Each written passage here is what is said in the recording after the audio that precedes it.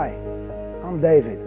I'm the husband of Mimi, the proud father of Roxy and Christian, and grandfather of baby Liana.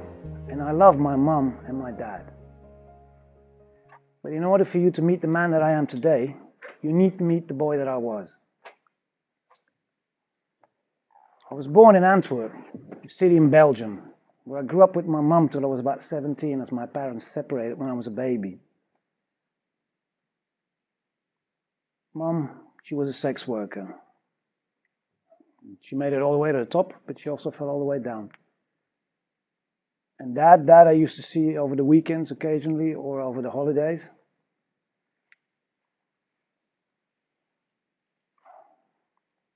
He was a successful businessman, but he was always angry and screaming, very loud, the aggressive type. Now, to be clear, I'm not here to talk bad about my parents, because they had things happen to them that made them the way they were, and I'm sure they did the best they could. See, my mom is very sick. She's a manic depressive with aggressive tendencies that self-medicates. And Dad was Jewish born in Egypt that had to flee the country at a very young age as a political refugee. So you see, I feel for them both, but the fact of the matter is they were both emotionally and physically unavailable to me. I have many dark memories from childhood, but there is one that's very vivid. I remember the flat Mum and I used to live in. We're in the hallway. We had this closet with a white plastic tacky door. I was around the age of 5. So I'm in bed and I wake up because I hear a noise in the distance and I cannot make out what it is. So I run to the living room to see if Mum's there, but she's not. So I run from one room to the next to find her or anyone at this point, but no one. She promised me she'd never leave me alone again, and yet this is the 3rd time this week. So in a panic, I run to that closet and I close that white tacky door quickly. It's pitch black in here. I can feel the clothes touching me, and I convince myself they're not monsters, they're clothes. And if I sit very, very still, nothing or no one will hear me. And I want to cry, but I can't because I don't want to make a sound. And I'm begging, please, Mum, get me out of this nightmare, even if she'll act strange and smell weird and whenever she staggers in. I can tell you that when one is terrified, time passes gruesomely slow. Seconds seem like hours, and hours seem like days. So later, when growing up, my dad told me so many times that I was stupid and I would never amount to nothing that I went on to believe it. So by the time I was 15, I was so angry at the whole wide world. I was not fitting in with the crowds that I was desperately seeking approval from. And there was no school that accepted me anymore, which made me feel even more like an outcast and a nuisance. So I found comfort in heroin 2 years later when I was 16.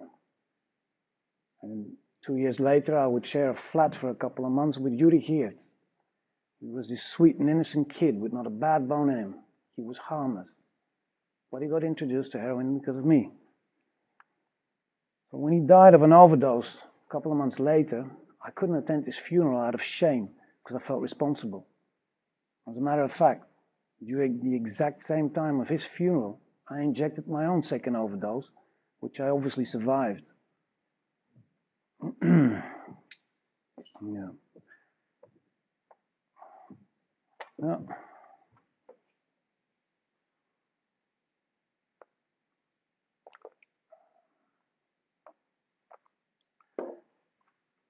The event with Yuri was really, for me, the last trigger to flee the country because everywhere I turned, it was trouble. It was only trouble. So after a couple of detours, which is a whole story in itself, I landed in the Netherlands at age 25 and decided to confront my demons by way of medication and therapy. A mild anxiety and personality disorder. That was the verdict, or the diagnosis, I should say. But therapy didn't take. See, by that time I was an expert in manipulation and I could talk my way into anything. Sleep on people's couches, find girlfriends to pay for my drugs. I would land a job or two in between, but nothing took because I was so unreliable. See, I was a people pleaser and a perfectionist, but out of fear of rejection. All of these traits that I cultivated to mask my fear, my insecurities, and my shame. So, by the time I was 29, I thought I had found the perfect way to pay for my expensive habit by way of transporting drugs into Germany and carrying guns out of fear of being robbed. And that landed me in jail again. It was during a visit that my ex told me that I was going to be a father. And that was the first time I made the conscious choice that I really wanted to change my ways because I didn't want to make the same mistakes as my parents had. So I was like a man on a mission. My lawyer got my sentence reduced and I was off to a fresh start. I tried and I failed. I tried and failed at the expense of my daughter. I would leave when she was a baby.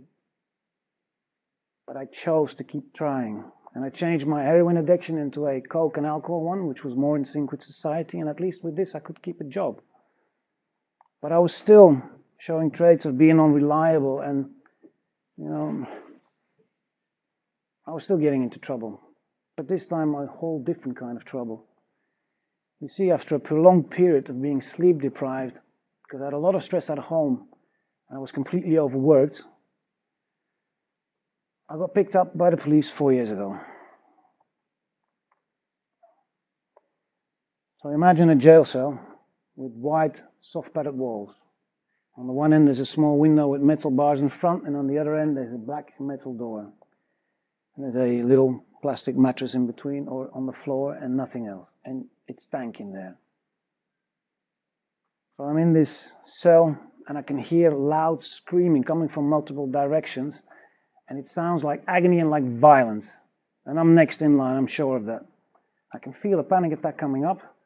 And I think also I cannot stop the racing, the thoughts in my brain. And I can actually hear and feel pulses like surging through my head. And when I think my heart is about to give up, I see the ground starts to change into flames, into a black, scorched, smoldering earth. And the walls fade away. I'm in this vast space where the colors are predominantly black and red. And it's then that I notice a pack of hyena-like animals circling around me. And a bit further I see this large demonic creature staring at me and I'm terrified. It looks exactly like in the movies. And that's when it hit me. I'm in hell. I'm trying to contemplate it. I must be some sort of unreal, surreal hell loop or my version of it. I must be, because I haven't touched any drugs or alcohol in the last 2 weeks, so how can I be hallucinating? And when I'm trying to contemplate this, bang, the door opens, and 2 men come storming, and I'm convinced they're coming in to torture me, when in effect, they're 2 professionals that are coming with the best of intention to try and determine my state of mind. So I was completely delusional and out lost grip of all reality. I was in the middle of a psychotic episode, which in retrospect was a gift in disguise. But it didn't feel like that at that time, I can tell you. So monsters in the closet at age 5, and 42 years later, monsters in a jail cell. I'll stop with that. I can tell you, losing one's mind or one's sanity is a whole new level of scary. So I had to figure this out. I mean, how did I get here? Why was I always indulging? Why was I always out of balance and running away from stuff?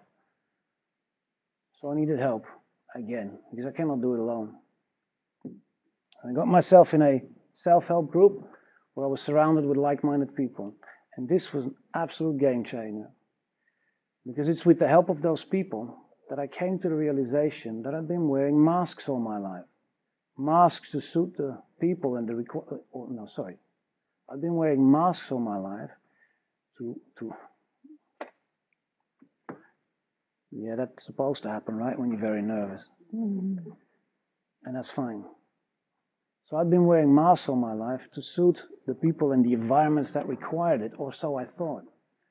You see, I came to the realization that I had this belief that in order to be successful in life, I had to be like my dad or men like him.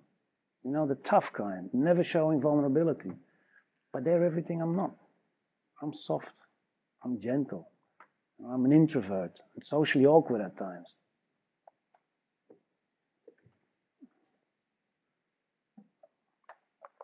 So you see, I came to the realization that I've been indulging most of my life in order to pretend.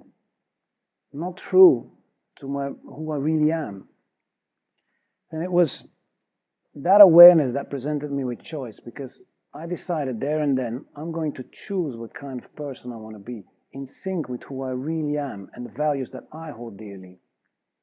And this was about 2-3 years ago. So where are the monsters today?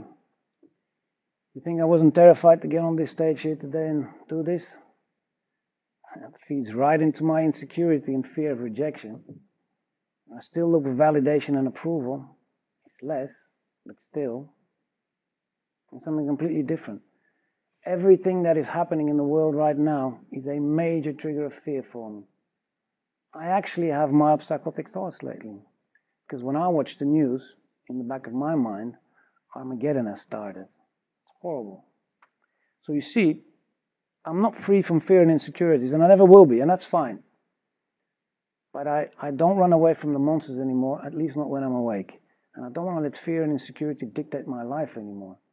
So, very, very often in the mornings I wake up unsettled.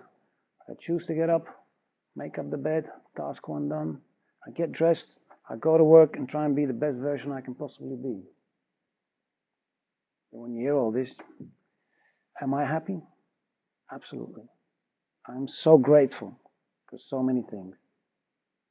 I don't take things for granted anymore like I used to. As a matter of fact, every day I reflect and I speak out a gratitude list, as that allows me to focus on what I do have instead of what I don't have.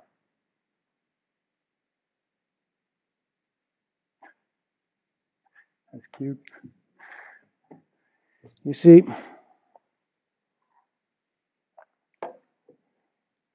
I'm not ashamed anymore for who I am or where I came from or my mum. I regret some of the things that I've done, but I can't change that anymore. I forgave my mum, my dad, but also myself. Today at 52, I'm good enough. So why am I telling you all this? Why get into the light? Well, one of the reasons is that taboos and stigma still very much exist in our society. Some say certain topics should remain behind closed doors. I say not anymore. Especially now, we need to listen to each other and unite.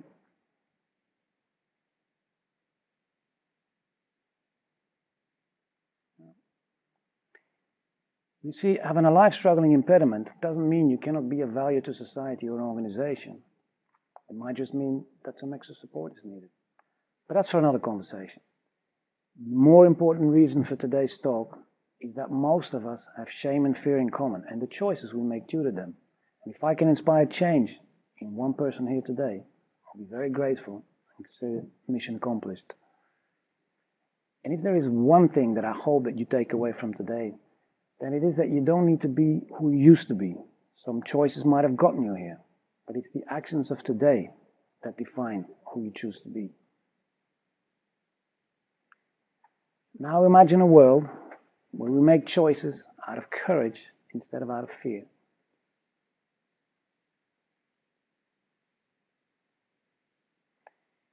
And imagine a world where we really appreciate what we do have instead of chasing what we don't have. And lastly, imagine a world where we forgive and accept. So going forward, who do you choose to be?